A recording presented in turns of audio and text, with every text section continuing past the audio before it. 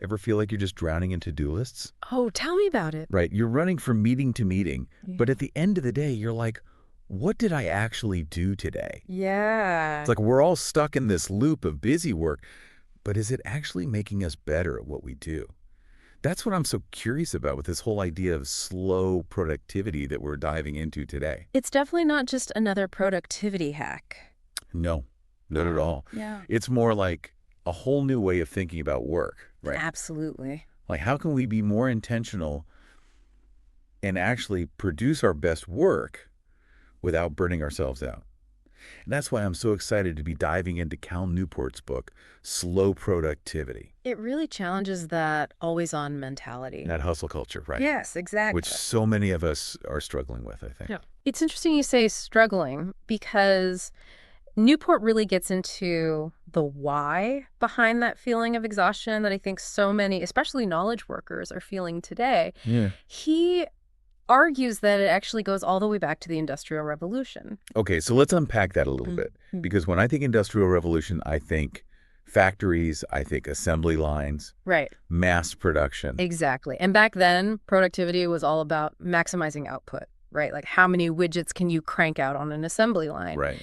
And that worked for physical labor, but Yeah. the kind of work that many of us do now, what Newport calls knowledge work, it's just different. It's a different beast, isn't it? It is. It's about thinking, creating, innovating, problem solving. Exactly. You can't measure that in widgets. Right. And that's where this idea of pseudo-productivity comes in. Okay. We try to apply these old industrial metrics to knowledge work. Right. We measure our worth by how many emails we send or meetings we attend instead of the quality of our actual output. Oh, it's so true. Like, how many check marks can I get on my to-do list? Exactly. Even if those are just like tiny little meaningless tasks. Yeah, it's like we get rewarded for looking busy, Yes. even if it means we're actually getting less real work done. And I feel like email and smartphones just kind of threw gasoline on that fire. Oh, absolutely. Because now we're always on. Right. Like, you're expected to answer that email at 10 p.m. on a Friday night. The expectation is always there. Yes. And Newport uses this great anecdote about Les Moonves at CBS back in the 90s. He became president of entertainment, and he was obsessed with everyone working longer hours. Really? He thought that would boost ratings, but it actually totally backfired. Cool. Well, people were burnt out. They were making mistakes. Yeah. It just wasn't sustainable. It's like that saying, work expands to fill the time allotted. Yes. Just because we can be working all the time doesn't mean we should. Right? Exactly. And it's interesting because CBS's turnaround, you know, they did eventually have a huge turnaround. It actually had much more to do with one very focused, very slow individual. Oh, interesting. Anthony Zucker, the creator of CSI. Okay, yeah. He spent years meticulously crafting that show, rewriting the pilot, pitching it to different networks, even starting his own production company to get it made. Wow. So it was really that deep, focused work over time that led to this massive success. It really was. It's kind of a perfect example of what Newport's advocating for, right? It really is. And that leads us to what Newport proposes as the alternative, which is this idea of slow productivity. And he breaks it down into 3 core principles that all work together. Yeah. Do fewer things, Okay. work at a natural pace, Okay. and obsess over quality. I have to admit, on the surface, those sound a little simple, maybe even a little obvious, but I have a feeling there's a lot more to unpack there. Definitely. So let's start with that first one. Do fewer things. How can we possibly do less when it feels like there's always more to do? It seems counterintuitive, right? Totally. But Newport's argument is that it's not about doing less work overall. It's about doing less of the wrong work so that you can do more of what actually matters. Okay, that makes a little more sense. So before the break, we were talking about this idea of doing fewer things and how that can actually make us more productive in the long run. Right. But how do we actually put that into practice? Like, it's not like we can just ignore our inboxes and cancel all our meetings, right? You're right. It's not quite that simple. Yeah. But Newport offers some really practical strategies in the book. Okay. And one that I found particularly helpful is this idea of limit the big. Okay, limit the big. I like it. Yeah. What's the big? So it's not about tackling your biggest task first thing in the morning, Right. like some productivity gurus might advise. Right. It's about being really intentional about the overarching goals or services that guide your work life. Mm-hmm. Newport calls these missions. Missions, I like that. Yeah, So instead of just like reacting to every little thing that pops up, we should be thinking about the bigger picture. exactly. Like, what are the actual missions I'm trying to accomplish here? Exactly. And to give you an idea of how this works, think about someone like Andrew Wiles, the mathematician, who famously solved Fermat's last theorem. Oh, yeah, yeah. This was a problem that had stumped mathematicians for centuries. Centuries. I remember reading about that. Didn't it take him like 7 years or something to crack it? It did. And for those 7 years, Wiles essentially put everything else in his life on hold. Wow. He stopped going to conferences, he minimized his teaching, he even published papers under a pseudonym so that people wouldn't know what he was really working on. Wow. That's dedication. Yeah. So he could just like pour all of his energy into this one singular mission. Exactly. Now, I'm not suggesting that everyone needs to, go to those kinds of extremes. Right. But I think it really illustrates the power of focus, right? Most of us probably aren't solving a centuries-old math problem, Right. Right. but even if you can reduce your focus from, say, 10 vague things down to 3 really meaty, important things that you want to make happen, Yeah. that can make a huge difference. That'll make a lot of sense. Yeah, and you don't have to solve a centuries-old math problem to apply this in your own life. Right. Newport actually suggests that for most people, somewhere between 3 to 5 active missions at any given time is a good number to aim for. Okay. More than that, Yeah. and you're likely to feel scattered and overwhelmed. Less than that, and you might not be challenging yourself enough. That makes sense. Yeah. So then how do we actually figure out what those missions should be? Like, how do we even narrow it down? That's the million-dollar question, isn't it? And Yeah. it's going to be different for everyone. Right. But to give you an idea of how this can work in a more maybe everyday context, Newport talks about Jenny Blake, who's a career and business strategist. Okay. And she realized at one point that she was juggling something like 10 different income streams in her business. Oh my gosh. That's too many. Way too many. Talk about spreading yourself thin. It was completely unsustainable. And so by reducing the number of missions, so to speak, in her business, Right. she was actually able to streamline her efforts and end up making more money while working less. That's amazing. Yeah, so it's really about being strategic and intentional. And sometimes that means saying no to opportunities that sound really exciting, Right. but might not actually align with those core missions that you've identified. It's about quality over quantity. Exactly. And speaking of saying no, that leads us to another great strategy that Newport talks about, Okay. which is this idea of pull instead of push. Pull instead of push. Okay. Yeah. I'm intrigued. What does that even mean in a work context? So it's actually a concept that's borrowed from the manufacturing world. Okay. So imagine a traditional assembly line where each stage is constantly pushing work onto the next stage. Whether they're ready for it or not, Okay. that's a push system. Right. I can already see how that could be a recipe for disaster. Exactly. Lots of bottlenecks. Bottlenecks, backlogs, yeah. But in a pull system, each stage only takes on new work when they actually have the capacity for it. So it's more about regulating that flow Exactly. based on like actual capacity, not just this like arbitrary deadline. Right, and it's a much more efficient way to work. Yeah. Now, obviously, with knowledge work, it's not always as simple as a physical assembly line. Right. Right. But we can apply this idea in a similar way, and Newport talks about creating what he calls a simulated pull system for your own workflow. Okay. So how do we do that? So instead of just constantly reacting to emails and requests and tasks as they come in, Which is what most of us do, right? exactly, Yeah. you consciously choose when to pull in new work. Okay. Think of it like creating your own personal queue of tasks. Okay. You decide what goes in it, and you decide when you're going to work on it. So you become the bottleneck. Yeah.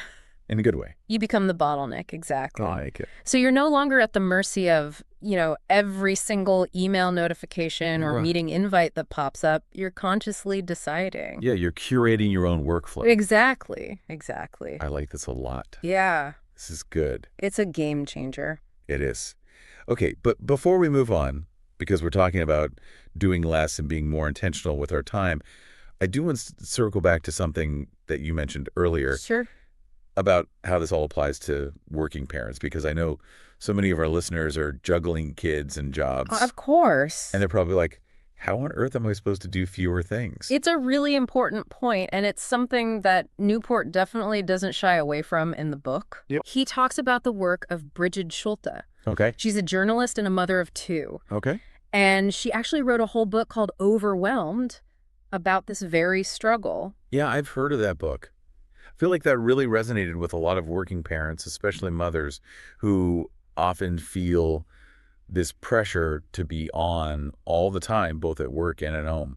Exactly. And what Schulte found in her research is that this constant pressure to do more, to be more, can actually lead to us feeling less fulfilled and less effective in all areas of our lives. Yeah, absolutely. So it's not just about, being more productive at work. Right. It's about creating a more sustainable and fulfilling life overall. It's about setting boundaries, Setting boundaries. prioritizing what truly matters, and saying no to the things that are just draining your time and energy, even if it means challenging, like societal expectations. Absolutely. Or these traditional ways of thinking about, what it means to be successful or whatever it is. Yeah. And it's about reclaiming your time and your attention, not just for work, but for all of the things that bring you joy and connection and meaning. Right. Yes. Like spending time with family, pursuing hobbies, allowing yourself to rest and recharge. Yes. Those are all essential parts of a well-lived life. Absolutely. They're not distractions from it. I love that. So it's about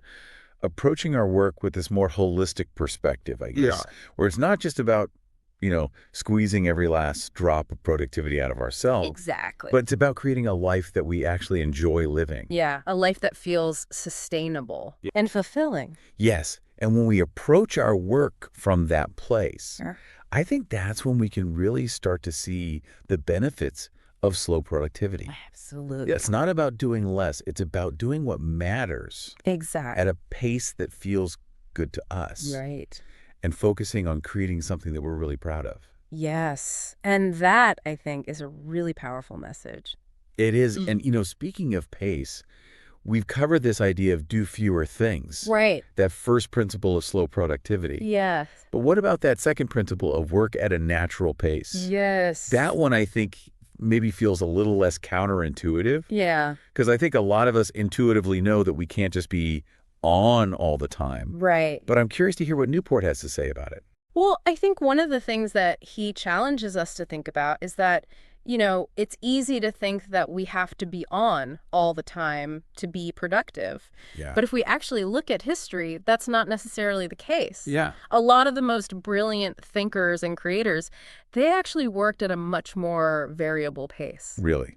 I always picture those like historical geniuses just like, toiling away nonstop until they have their breakthrough. Right. It's easy to buy into that myth of like constant inspiration, Totally. but the reality is that our energy levels naturally ebb and flow. Of course. And sometimes the most important work actually happens during those periods of seeming inactivity. It's like that whole thing of you have to like refill the well, Yeah. right? You can't create from an empty tank. Exactly. So before the break, we were talking about this whole idea of working at a natural pace and how that's actually more about sustainability than just slacking off. Right. It's not about being lazy. Right. It's about recognizing that we're not machines. Yeah. We all have these natural rhythms and energy levels that fluctuate throughout the day. To work at this constant, high intensity, it's just not sustainable in the long run. Right. It's like trying to sprint a marathon. Exactly. You're just going to burn out before you get to the finish line. You're going to hit a wall for sure. Yeah. So then what does it actually look like to work at a natural pace? Like, are we just saying work whenever you feel like it and call it a day when you're tired? Well, not quite. Yeah, It's yeah. not about being, lazy or undisciplined. Right. It's more about being really in tune with your own energy levels Okay. and figuring out what pace allows you to be both productive and energized over the long term. Okay. So how do we actually figure out what that pace is? Like everyone's different, right? Right. So how do I know like, okay, this is a good pace for me. I can sustain this. Right. And it might take some experimentation. Right. It's about really paying attention to your own body and your own energy levels Yeah. and noticing, like, when are you most productive? When do you do your best thinking. Right. Is it first thing in the morning? Is it, late at night? Everyone's different. Everyone's different, exactly. Yeah. And there's no right or wrong answer there. Right. But then how do we actually stick to that? Yeah. Like, how do we create that space for ourselves to actually work at a natural pace when it feels like the world is constantly demanding that we go faster and do more?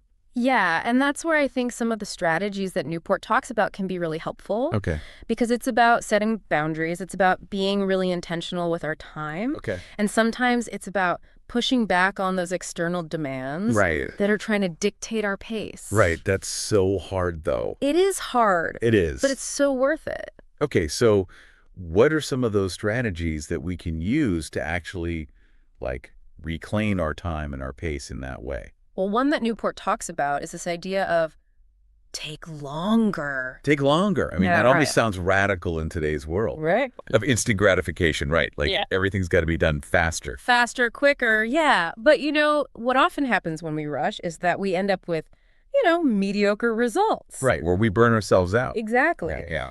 So Newport argues that, by consciously choosing to take longer, we can actually end up with much better, more thoughtful outcomes. Okay, so it's not about dragging our feet or anything. Right. It's about allowing that necessary time for ideas to, incubate and evolve. Exactly. He talks about this idea of frequent cold starts, Okay.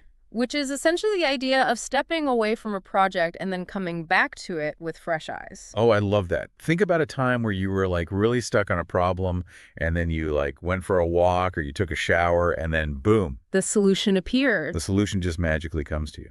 Exactly, because our brains are still working on these things in the background, even when we're not consciously focused on them.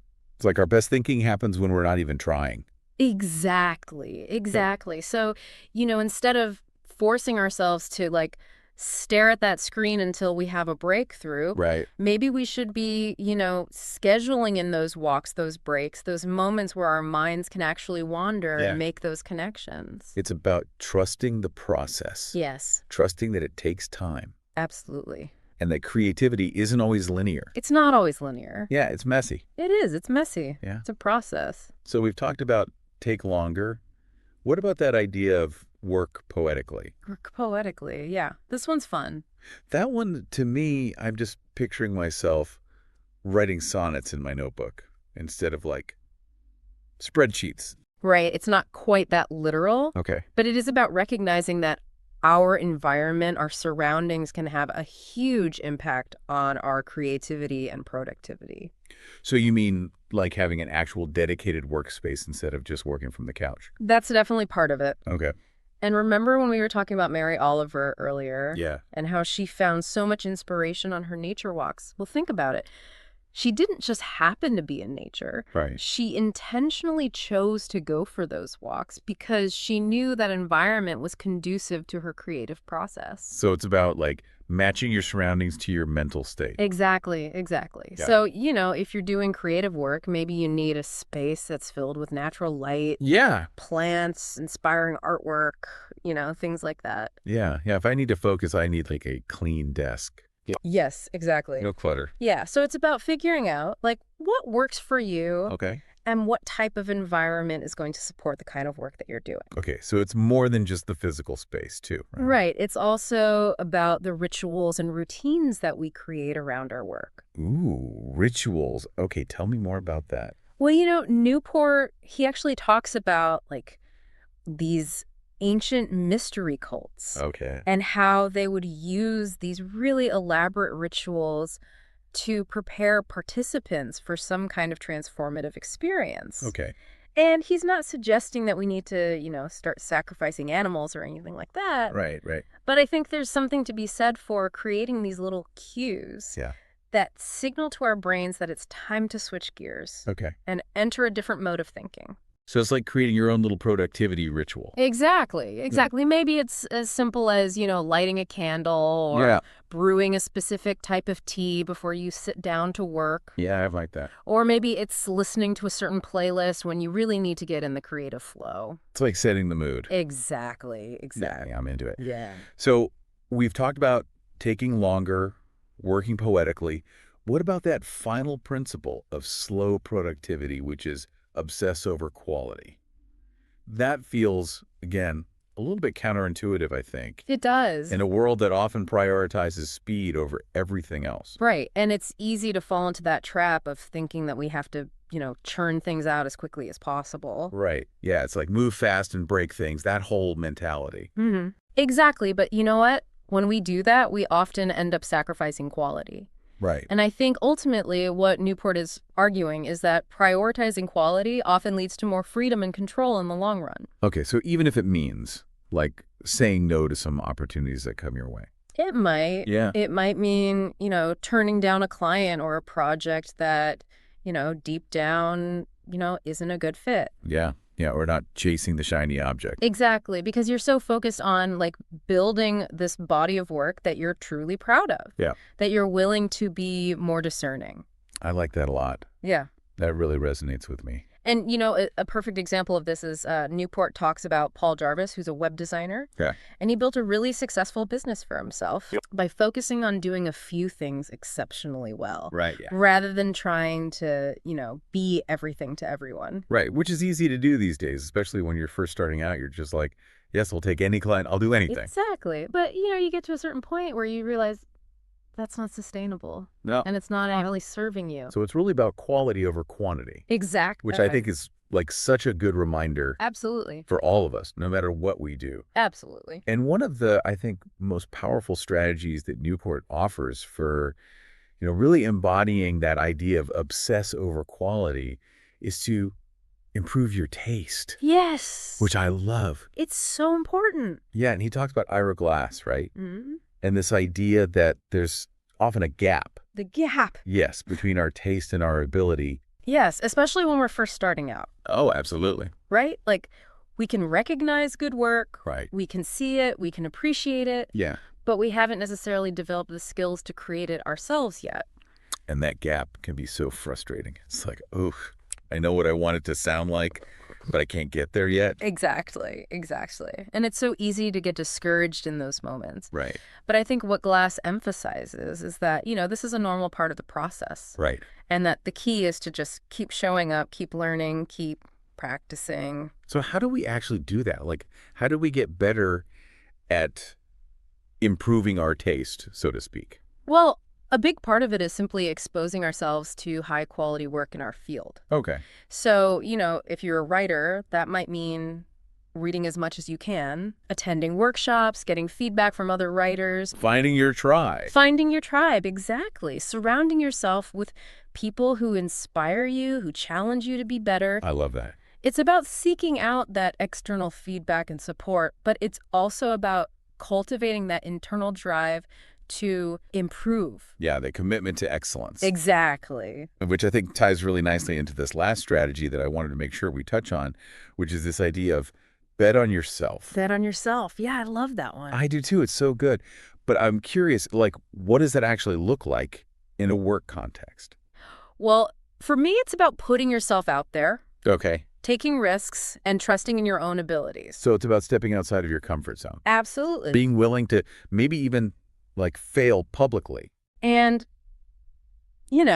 it doesn't have to be this big, scary thing. Right. It can be as simple as, finally starting that passion project that you've been putting off for ages. Yeah. Or maybe it's, taking a class to learn a new skill. Yeah. Or maybe it's finally, launching that business that you've been dreaming about. It's about putting your work out there in the world. Exactly. And seeing what happens. It's seeing what happens. I love it. Because you never know what amazing opportunities might come your way. Right. When you're brave enough to bet on yourself. This has been so good. I feel like we've covered so much ground today. We have.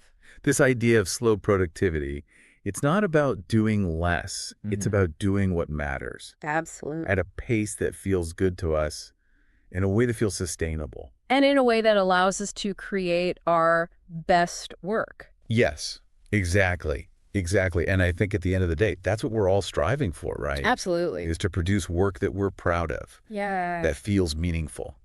And that has an impact. Yes, exactly. And if we're constantly feeling burnt out and overwhelmed, that's really hard to do. Absolutely. So to all our listeners out there, I think this is your permission slip to slow down, Yes. be more intentional with your time and energy. Set those boundaries. Yes, set those boundaries and create a work life that feels good to you, that Absolutely. feels sustainable, and that allows you to do your best work. It's possible. It is. All right, well, thank you so much for this incredible conversation. Thank you for having me. I feel like we could talk about this all day, but unfortunately, that is all the time that we have for today. It goes so fast. I know.